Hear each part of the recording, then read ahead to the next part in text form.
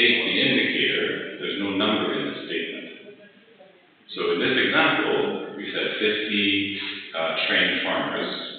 So the indicator is number of trained farms.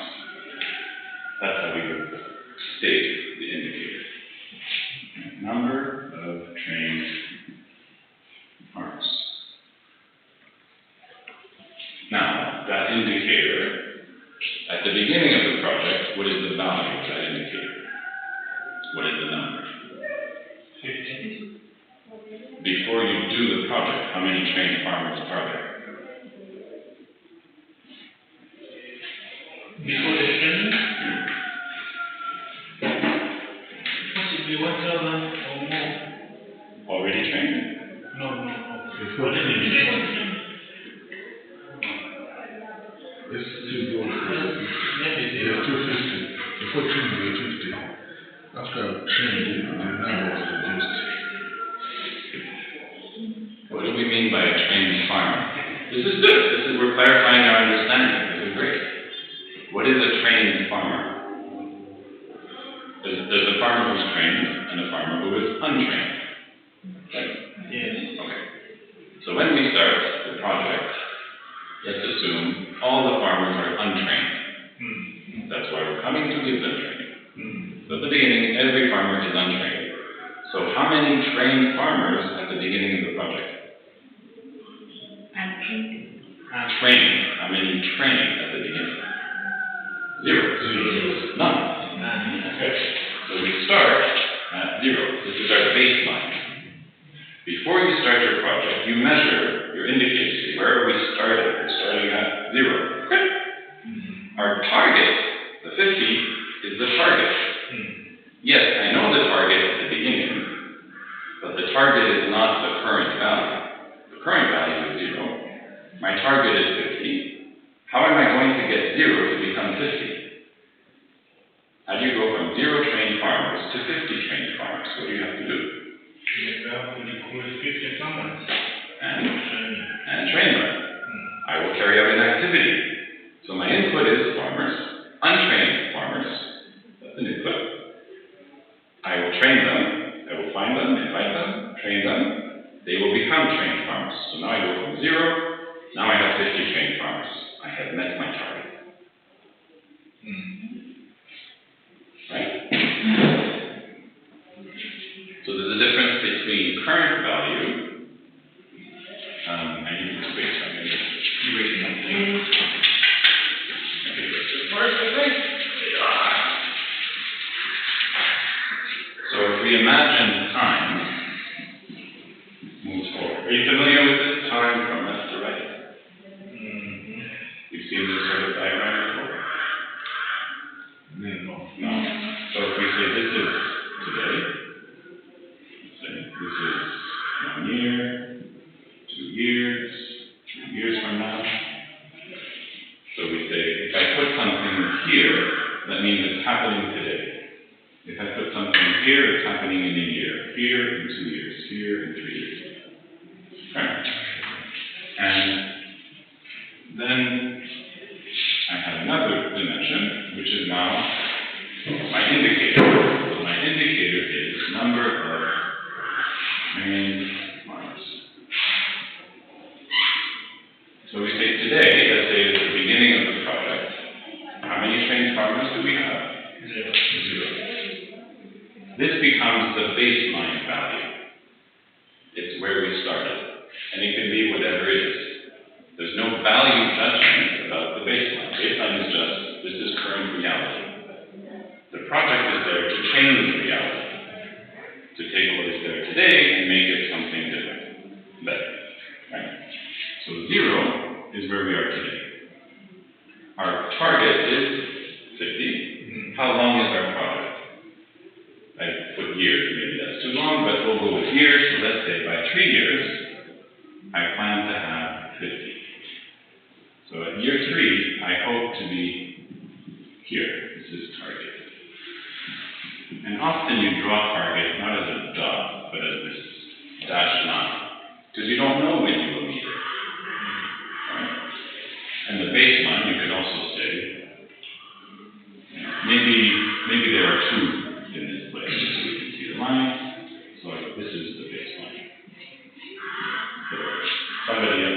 pilot project, we trained 2 people to see is the training good, yes, now we want to train more. So let's say 2 is the baseline, 50 is the target.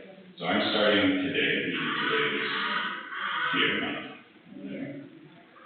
Okay. So this is today. So today we start with 2, I'm going to get to 50. Let's say in 1 year, I can train 10 people. So I get to 12 because I'm already 2. So after 1 year, this is where we are. Okay? Our target is to get to here in 3 years. So we think we're going to get there like this. And then you measure it after 1 year. You say, how many people have we trained? And the answer is 10 more. Right? From here to here was plus 10.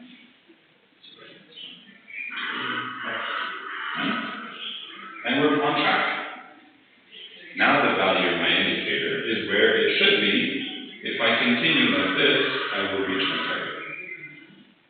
So this indicator of the process of the project is telling me that we're doing good. We are on track.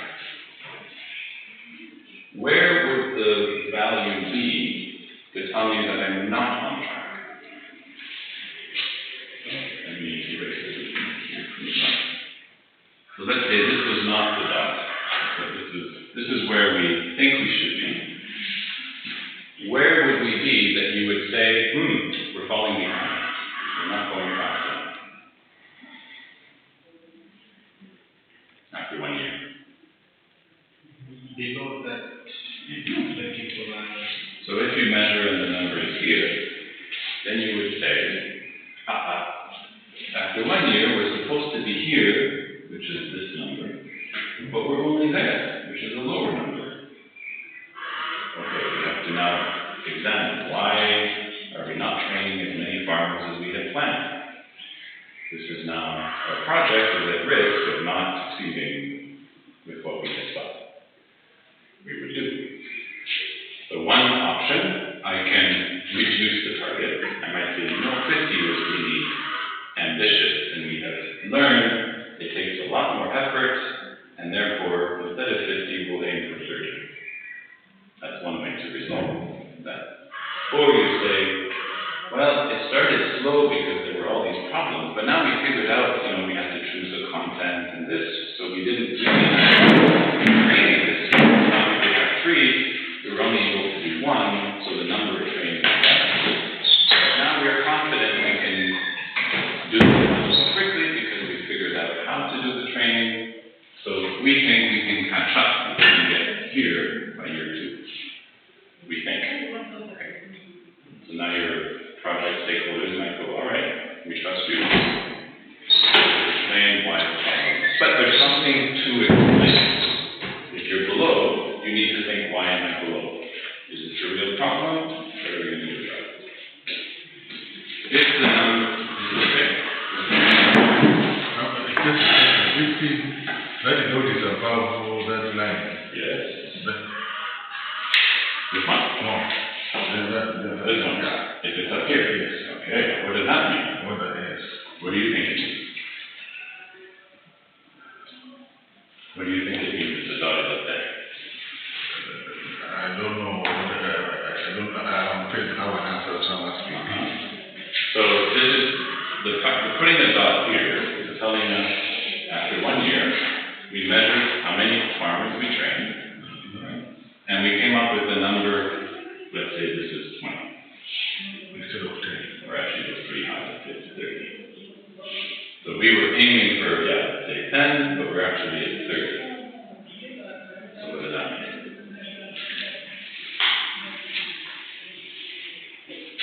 Basically, our target was little, we can increase. Then we have more resources to train farmers. So we've done better than we planned. We're ahead of where we thought we would be. So let's assume what if we train 50 farmers in 3 years, but they happen to train 50 farmers in 3 years. So the project might end before 3 years. So that's another option. So we might say, we're going so well, it's going so fast, that we could the project sooner. We will have met our objectives sooner than expected. So we could stop sooner. That's one possibility. Or we could say it would be good if we could train even more. We thought we could only reach 50, but we have 3 years. We have the resources. Clearly, we're making very efficient use of our resources. Let's see if we can train more and therefore have a bigger effect and impact. So the response to this, it's always a discussion, right? There's no right answer what you should do.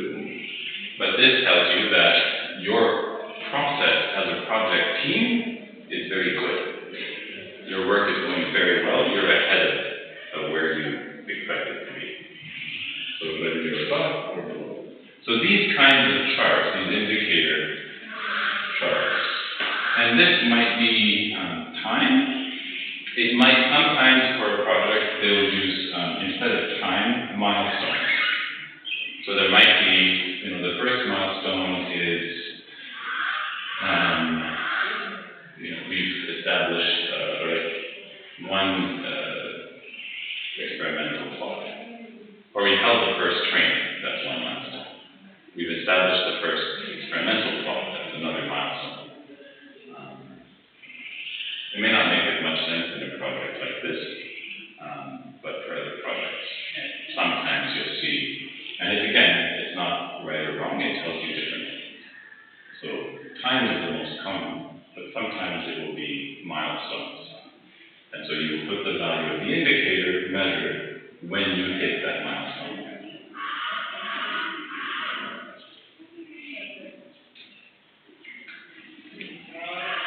A common example for that would be if your indicator is amount of money spent from your budget, and you want to know, let's say, especially in construction, so you're building roads. So the first milestone is we built 100 kilometers of road. How much money have we spent? We thought we would spend this much. How much did we spend? After 200 kilometers of road, that's another milestone. Contractor gets the next payment. So they're paid by milestones, right? The contractor has to build 100 to get the first payment. They have to build another 100 to get the next payment. So you might see a graph that is milestones instead of time, especially with money spent, for example. That would be it. But for us as project managers, most of your graphs would be time. That's good.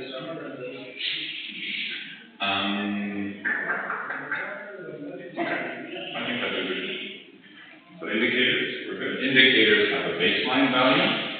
Baseline value is measured when? When do you measure the baseline value? Before we start the project. What's your name, Ollie? Before we start the project. Before you start the project, or at the start of the project, yes. When do you measure the target? Do you ever measure the target? Yes. No. Why? Because we just started the project. I'm saying ever. Beginning and then, do you ever measure the target? Yes. When do you measure the target?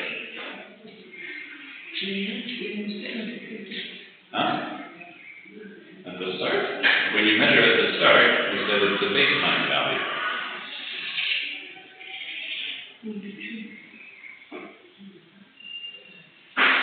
In between, let's say, this is the value, but my target is here.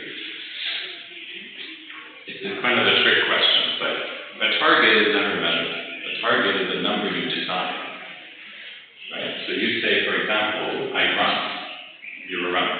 You say, today, I want to be able to run farther. At the moment, maybe I can run 1 kilometer before I right? So 1 kilometer is my current baseline running distance. I would like to be able to run 20. I can tell you that today. I can only run 1, but I want to run 20. I've just given you the number. Okay? That's my target. I haven't measured it,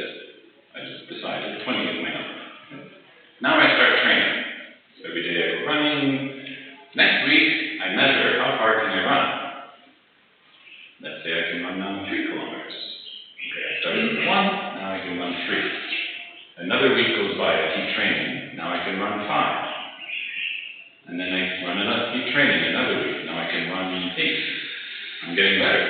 I'm coming closer to my target. I'm not there yet, but I'm getting closer. But then I get to 15 after 8 weeks of training, and then the next week I can still only run 15. And the week after, I still only run 15. And I realize 15 is my max. That's as far as I can run. I will never reach 20. Now, I might say, okay, that I can run 15, I can't run 20. But if I had never set a target, so a target is a goal, it's a vision, it's in your mind. I think I want to get there. Whether I get there or not, it helps me to move by saying, well, I'm here, I want to get there, I need to do something to get there. I have to train, in the case of running. Or in the case of a project, I have to carry out some activities. You want to increase the profits of your company, you're going to have to do something. Now you might set a goal, we should increase sales by 20%. Okay, so everybody thinks, oh, how do we increase sales? How do we increase sales? So it motivates action. Setting a target motivates action.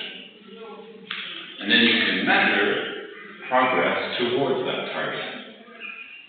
And the point is, you might reach the target, you might go, in our case, you might end up high above the target. We might end up far below the target. And we would think why and make decisions accordingly.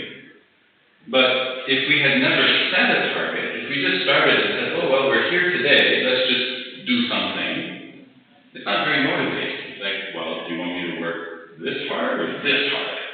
How hard do I need to work? Right? Without a target, you don't know how hard you need to work. So part of the design of a project is everybody agreeing on some targets. So we all have a sense of, are we trying to train 50 farmers or 500 farmers or 50,000 farmers? Those are very different projects. Yeah? So in the beginning of the project, part of the discussion is about indicators. A few key indicators that help you to also have a sense of what is the size of training 5 people is very different from training 500 or 5,000.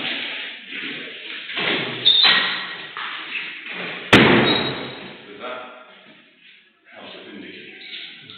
So we talked about profit indicators. The same thing with result indicators. They're simply indicators about different things. So in our example, we said we think there should be adoption of better farming practices, which would lead to higher quality output and more quantity of output, and ultimately improve food security. So This is good one? what? That. This diagram? Yeah. I don't think it has a specific name, but indicator chart. Okay. You might have many of them. That one we came across regarding the assignment you gave. Indicator plan, I don't know. It's different. Yeah? That's when you're deciding, when you're choosing an indicator, you want to think about what is it you're going to measure. And then you have to think, who is going to measure? How often are they going to measure? How are they going to measure it? Where will you store the information? What do you think is going to help you learn or decide about your project? So that's part of your planning. Is this a good indicator to use? So you might say, so let's use our example here in a second. We'll see how it applies. So for example, so each of these, you could think of, for each of these 4 things, you could think of several indicators. There's not one right answer. There's many different ones you could choose. Let's pick higher quality output as an example. So quality, how do you measure quality of crops?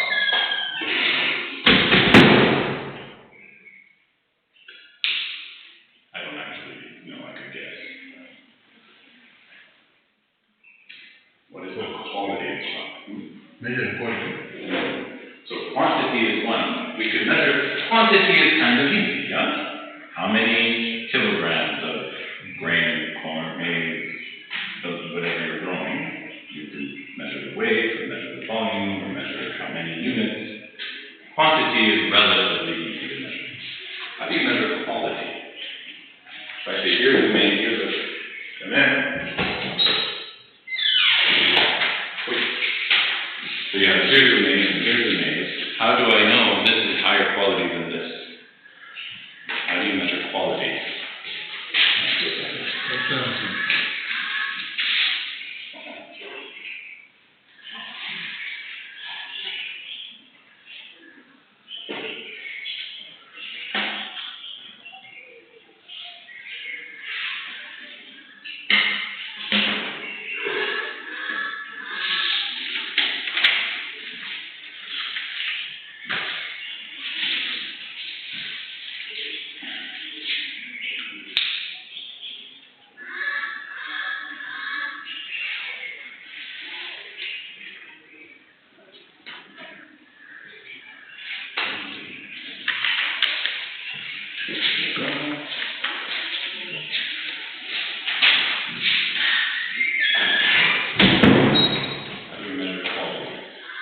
For me, I would say appearance and the background of the things. The PRS? Appearance. What is that? Like you were saying. I don't know these things, so feel free to educate me. Yeah, so for me, the way that goes is through appearance or the background of the farmer that he has a quality. Okay. Okay. So there are some indicators that exist in the world that measure quality. Sometimes the activities risk can also determine the quality of the product. Sometimes activities determine the quality of The process you have to come to a point, because sometimes the other things can have a contact, yet you bypass some methods, but if you went through every step, most of the times you have good quality. So now we're talking about how do I get good quality, but I want to know, do you have, whatever process you took, is this better quality than before? How do I measure that? Okay, maybe if we take an example from business, maybe, if you're producing a certain product, quality can be measured by looking at how people are accepting the product, the rate at which they are buying the product, or rejection rate. Okay. This is interesting. So we're talking about quality of a product, and we're saying I will measure. This is a very good example of indicator in the sense of you're not measuring the thing itself, you're measuring something which you assume depends on this, right? So customer satisfaction, rejection rate. How many people return the product because it was not what they expected? Okay? That's not quality itself, that's the number of customers who return it for any reason. Right? You don't know that they're returning it because of quality, they're returning it. But you think that mostly, probably, they return it because of quality, so I will use it as an indicator of quality. It might be a good indicator for some products. Mostly people only return because the quality was poor. It might not be a good indicator for other products. Maybe people return it because they change their mind. Actually, I don't like it so much. The quality was fine. I just didn't like it. So, in some cases, that would be a good indicator. In other cases, maybe not. So you have to think of it. That's why you ask, why do we have a table of indicators with all these questions? Because you think through these sorts of things. Is this going to be a good indicator for my case? It might be good for that one's case, but maybe not for me. Or maybe it's good for me, but wouldn't be good for another situation. So you have to think about your own situation. Another example might be, I want to measure the quality of chairs. Okay, so what is the quality of the chair? should not break if I sit on it. So I could measure how much weight can the chair carry. So maybe you used to make chairs, and when I put weight, it breaks at around 100 kg. If you get a 100 kg person, chair breaks. That's one level of quality. It's not bad or good, that's the level of quality. Then we train you how to build better quality chairs, stronger chairs. Then I measure again how strong are your chairs now. Now they break at 150. They can carry 50 kg more before they break. So we could say these chairs are now stronger, therefore higher quality. So the strength of the chair would be an indicator of quality. One indicator, there could be others. The type of steel used if you're using steel rods or something. So the reason I chose quality is I wanted to show that sometimes an indicator is also to break chairs is not free. Obviously, you have to break the chair you just spent effort making. So you don't want to break too many chairs.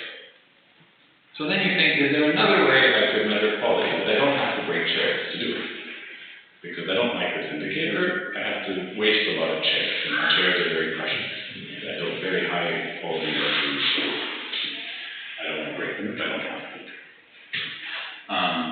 So that's why you have to think about your indicator. Yes, it might be a good indicator in that breaking strength really tells me about the quality, but collecting that data is expensive, right? Or you might say, we want to know adoption of better farming practices. And the region has 10,000 farmers. Are you going to go and measure every 10,000 farmers every 3 months or every year? Are you going to survey all 10 tribes to see what their farming practices are? That would be very expensive, right? How many people do you need and how long will it take? That doesn't sound, maybe there's another way to measure. Okay, maybe you do random surveys, random sampling. Or you take a satellite picture and you see from the photo, you can see that the field is like this or like this from the satellite photo. Maybe. Sometimes that works. Or, I don't know how much satellite photos cost, but let's say it's cheaper than sending survey people to 10,000 farms. So you have to think about what do you want to measure, what is the way of measuring it, and what will it cost the project to measure it. So indicators require some thought, but they're important because they also on their target. So if you decide, I want my target to be now a higher percentage of all farmers are now using better farming practices. It used to be 10%, I want it to be 80%. So my baseline is 10%, my target is 80%. I hope my project over 3 years, maybe it takes some more time for knowledge to spread, so maybe after 5 years, it should reach 80%. But measuring that means going to every farmer, and there's 10,000 of them. That's pretty hard. Okay, maybe we don't measure that. Maybe instead of measuring number of farmers who have adopted, we measure total output of the region. And maybe that's easier to measure because there's 3 distributors, and you can ask them what was the weight of agricultural output that you truck every season, every harvest. And they tell you this year this much, next year this much. Okay, that's a lot easier to measure, isn't it?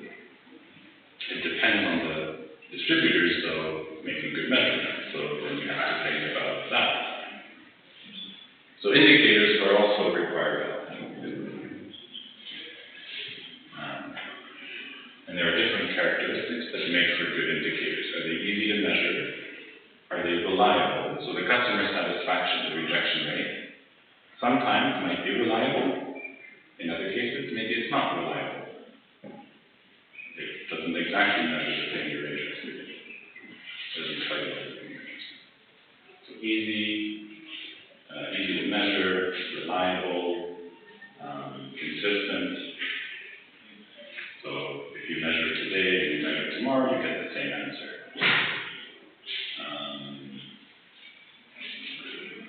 There are 2 other qualities in the handout that we get.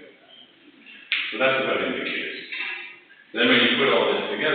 you end up with your logical framework, which is the design.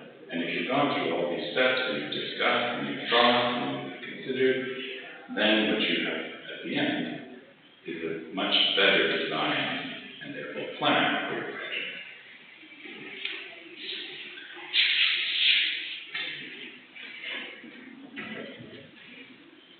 Any questions?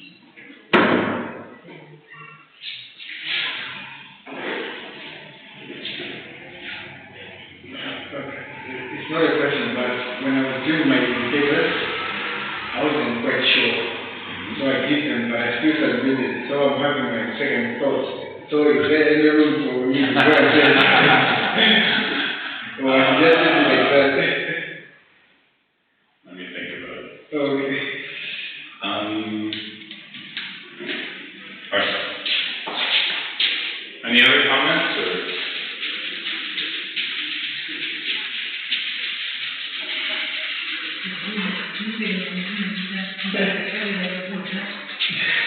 You always think that maybe when I'm not maybe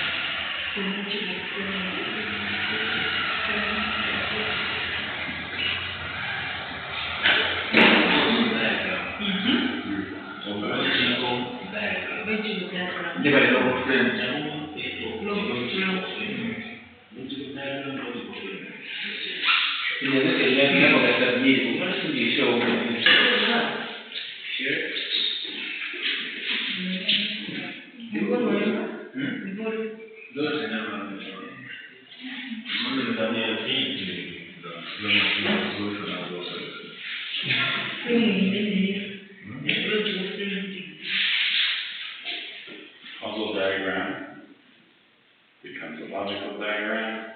You have indicators. You end up with a logical framework. Is that what you're asking?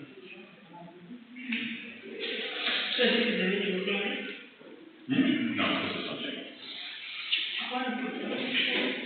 It's in the handouts. The handouts that I gave. It looks like the logical diagram, except it has also the indicators added and the assumptions stated, and that altogether is the logical framework. Here. Causal becomes logical diagram. And then you take indicators, and together you get log plane.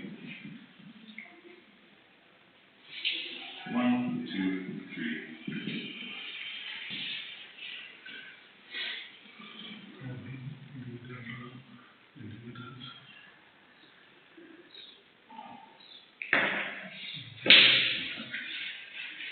And you need the diagram before you can choose the indicators, because the diagram tells you what are your activities, what are the outputs, what are the effects, what's the impact. Otherwise, you don't know. You need indicators for something. If you don't have this, then what is the something that you're trying to indicate? You don't know. So this is, you start with a causal diagram, then you make it a logical diagram. Now you have an understanding of what your project is about. Then you choose indicators, and you set baseline, measure baseline. You have them, you set targets. And then you put this together with the logical diagram that is now the logical framework. So the framework looks like the diagram, except you just have to see it.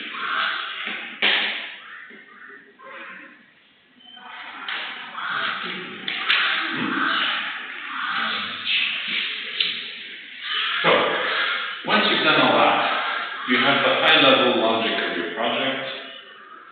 Now you need to create the detailed plan. What are we actually going to do to achieve the wonderful objectives that we have set? So, this is called a work breakdown structure, often shortened to the acronym WBS. WBS is the work breakdown structure. So work in the sense that it is the work to be done, the actual tasks. What we were saying earlier, today, what are you going to do? Tomorrow, what are you going to do? Next week, what are you going to do? That's the work. And it's a breakdown structure because we're going to break it down in very large things. So one objective is train farmers. Actually, sorry. Our objective, let's say, to have lead farmers. And another one is to have experimental plots.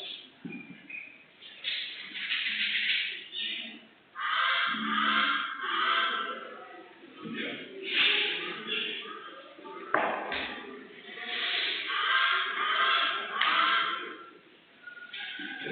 Does this make sense?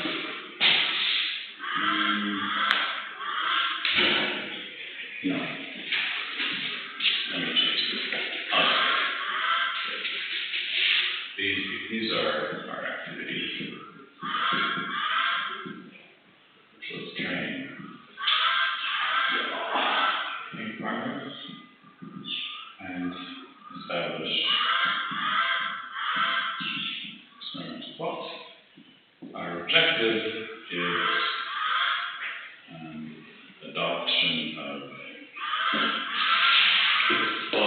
in the language of, I have to combine kind of two sets, like the whole logical framework thing is one type of document. The work breakdown structure is another kind of document, and I'm trying to combine them. So the language we use is a bit different. So maybe we'll get a location in this title.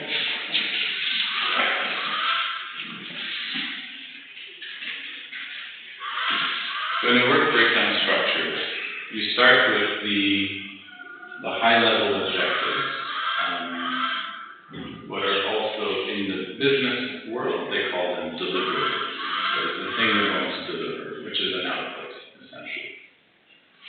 In community development, which is more what we have here, they don't usually talk about deliverables, because it's not the kind of thing where you're creating a product or a software or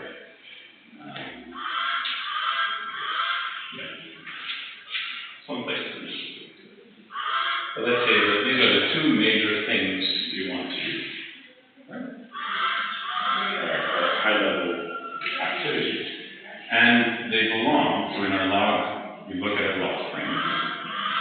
Right? And we would say these are activities, are connected to certain, let's say, effects. Effects are also called objectives. So in our case, the objective was we had the adoption of better farming practices, more output, more yield, right? So you might have here increased yield. And establishing experimental plots. That's the part of that as well.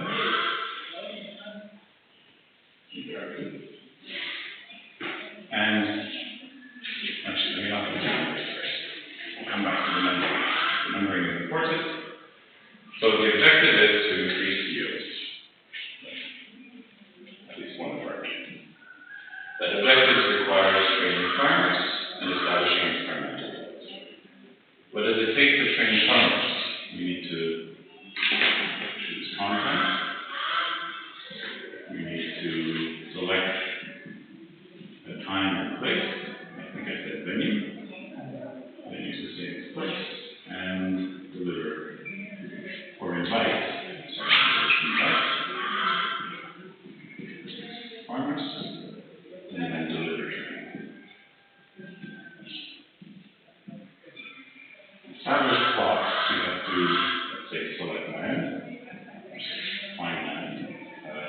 required. Maybe the community donates it, maybe you have to buy it. You might not know. Maybe you know we have to find some required land, purchase seeds,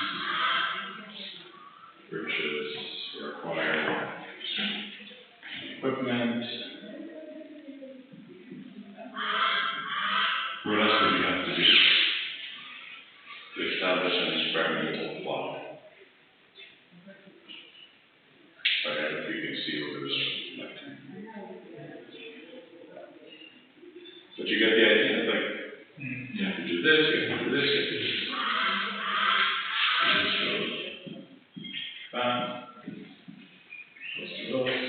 Now, even this might be choose content. Okay, that's still a big job, choose content. So maybe that means what does it take to choose content? Oh, no, let's do this. I'll use an easy one. Time and place. Okay, time, we need to find out schedules. And we need to scout locations.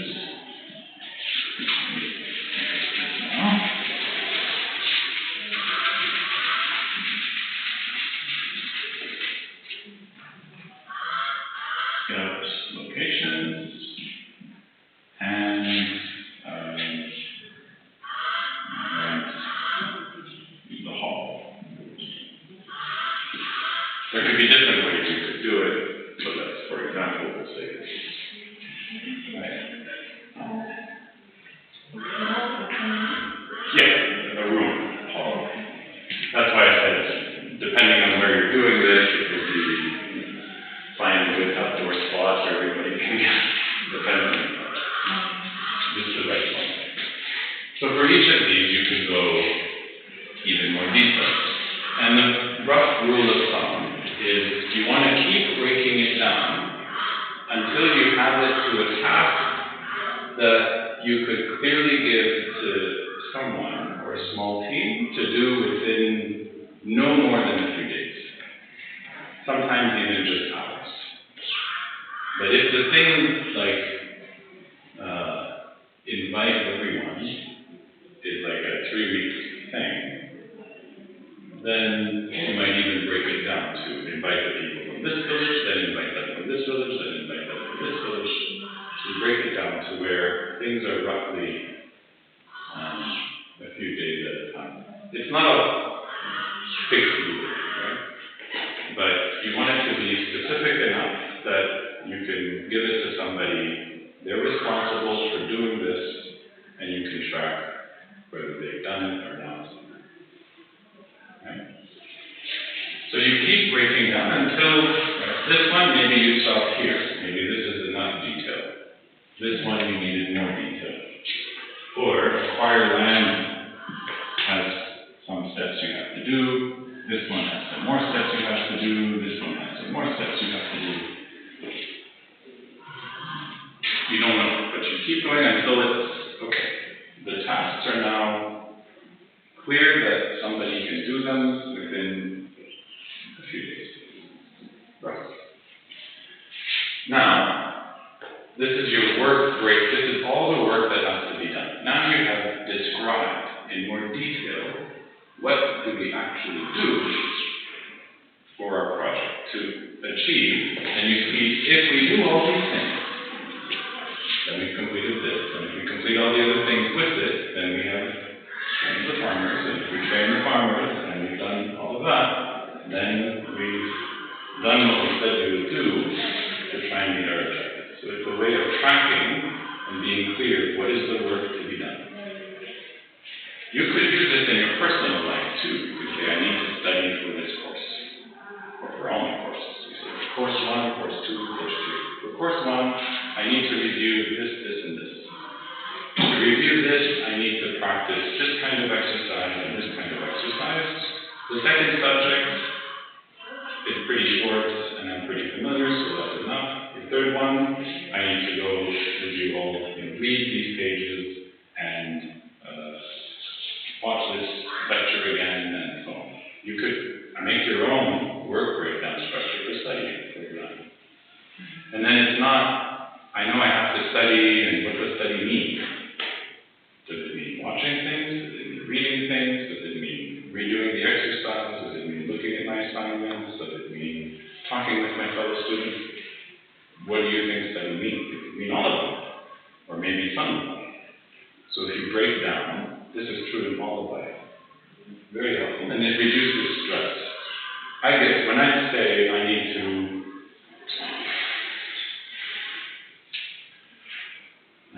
to prepare a new course. Whoa, that seems huge. But if I start saying, okay, to prepare a new course, I need to review the outline, look at the textbooks, look at this, do this, do this, do this, and then, okay. This one takes a day, this one takes 3 hours, this one takes 1 hour, this one takes that. Altogether, that's about a week. All right, now I can start. Number 1, number 2, number 3. And I work down through it, and when I'm done, that means I have prepared the course. And it's much easier then to manage. So the same thing goes to the level of the whole project. And then what is often done for ease of referencing is you start numbering, and number hierarchically. So the first leftmost, so high level, you get a number 1, 2, 3. When you have the next level, then you have 1.1, and this goes with that, so it's 1.2. If I have another thing here that goes with 2, it'll be 2.1. Right? So everything is hierarchical. It branches out. So you're numbering the branches. So then this becomes 1.1.1, 1.1.2, 1.1.3, 1.1.4. This will be what number then? 1.2.1. 1.2.1. This will be 1.2.2. 1.2.3, 1.2.4. What will this be? 1.1.1.1. This will be what? 1 with 2 and 1. No, with 2 and 1. 1.3. No, with 2 and 1. So it comes from this one. What is the number of select? Or 1.1.2. So you use the whole, right? This is the number for this one. So you put that number, and then you add a dot, and then this is the first one from this list, so it's 0.1. So 1.1.2.2. What would this number be? That would be 1.2.1.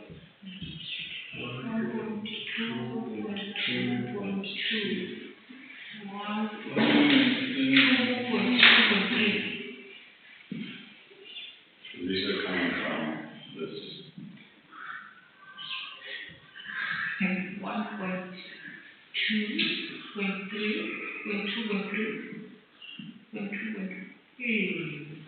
1.2.2.2, and it's the first one below that, the next level down, so then you get it right now.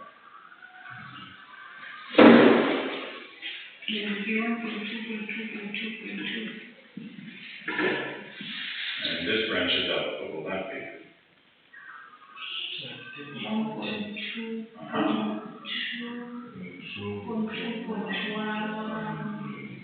They can get long, these numbers, but that's okay. So, this is the idea. You have, for every level, every time you branch out, it's a new level. And that new level starts numbering again, 1, 2, 3, 4. After, it's like a table of contents, exactly. So this is like a table of contents. So you number them, and the numbers, they can get, this is not weird. In a big project, you would easily have numbers like this. In fact, no, as an aside, sometimes they will choose not numbers, but something else, like letters. So they might say, yeah, so they might have 1.2.8.2.3. is the, or even instead of ABC, there's something where you have all these activities in 3 regions. So you have like 3 regions, and in all 3 regions you're doing all the same things. Okay? And you might say region 1 is Lilongwe, region 2 is Blantyre, region 3 is Mzuzu. That's it. So your numbering might be Lilongwe .1.1.2.3 or Blantyre .1.1.2.3.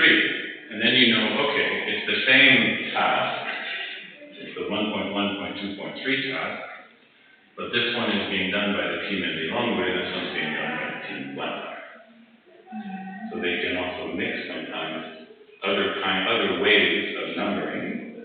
The point is it helpful? Is it logical?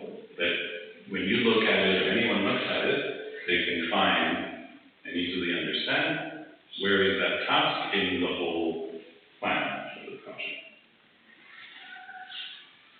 And maybe they don't use dots, sometimes they go dash, dash, dash, dash, instead of dots. Okay, so this is a work breakdown structure. The idea is clear.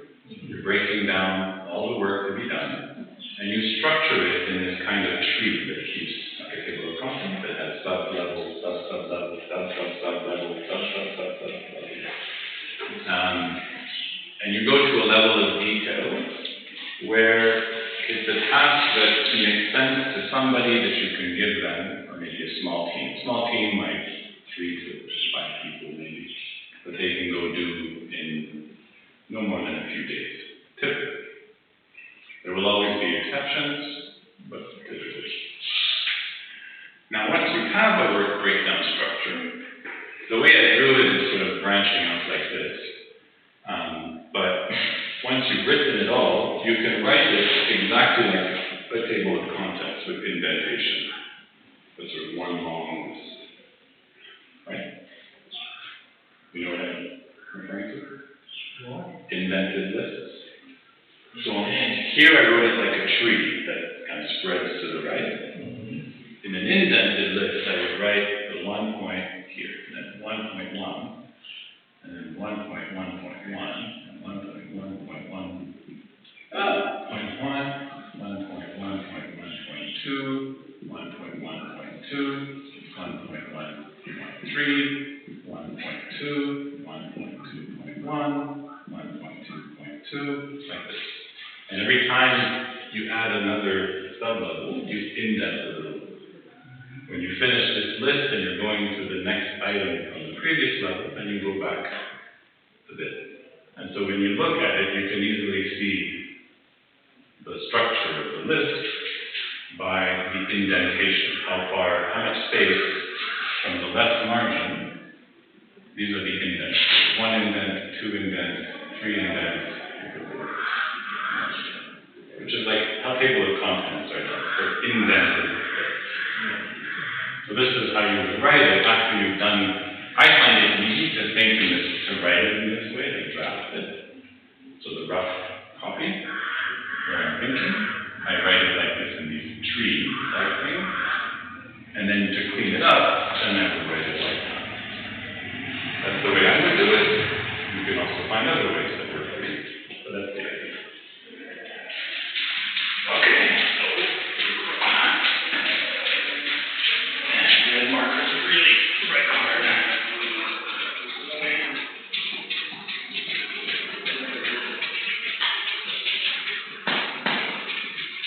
Alright. So we have our work breakdown structure, which is this list here. So you have a work breakdown structure. Now you're going to schedule, which is you assign durations to tasks.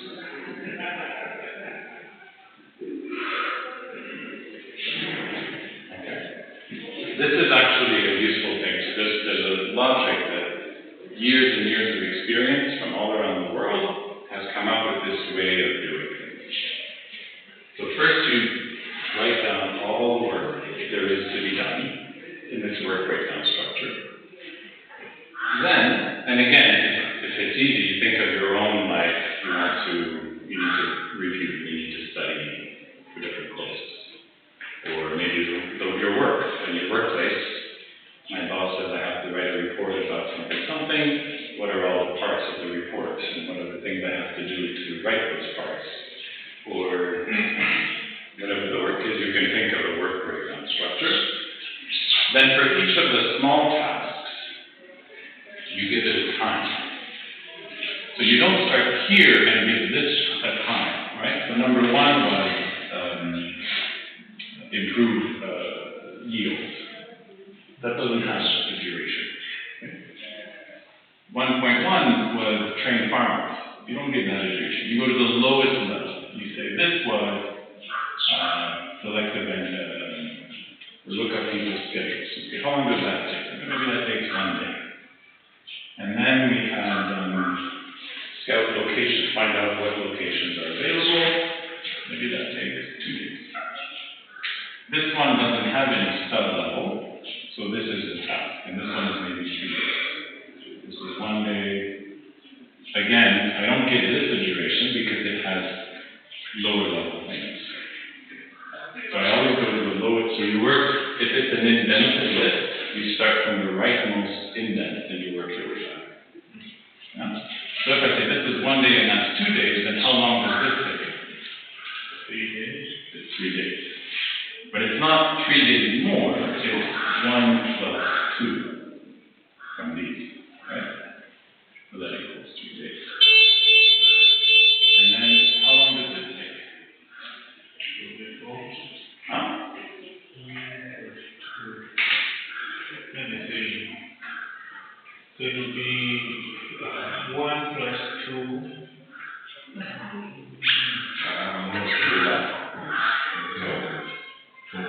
So let's start again. This is the lowest level task. So I estimate this task will take 1 day. This task will take 2 days. These are the 2 subtasks for this one. Right? To do this, so for example, in order to bake bread, I have to mix the ingredients and then put them in the oven. So mix the ingredients takes a day. Put them in the oven for 2 days. Very, very slow process. So how long does it take to bake bread is the time to mix and the time in the oven. So that's 3 days. So it's the 1 plus 2. This 1 day plus that 2 days makes it 3 days. So the point is, I don't now think, once I said this is 1 day and that's 2 days, I don't have to think how long is this. This is automatically the time for this and the time for this. And it works all together all the time. Because these should be all the tasks, which if I complete all of this, then I have completed this. If you look at it and say, oh wait, but you're missing the 3 days, but there's something else, that means your work breakdown structure is not complete, and that's okay. So you go and you add, there was another task I forgot, right? Which is possible. As you now you start adding relations, and you go, oh wait, but we have to add time for reading the recipe. Ah, that's true. Okay, let's add the recipe up here. Then you have to change the numbering. So that's right. Usually you number in the sequence of the steps. And then you say reading the recipe takes an hour, so we have to add an hour. Automatically, this takes another hour, and so on. So notice, this is a dynamic process. So even though we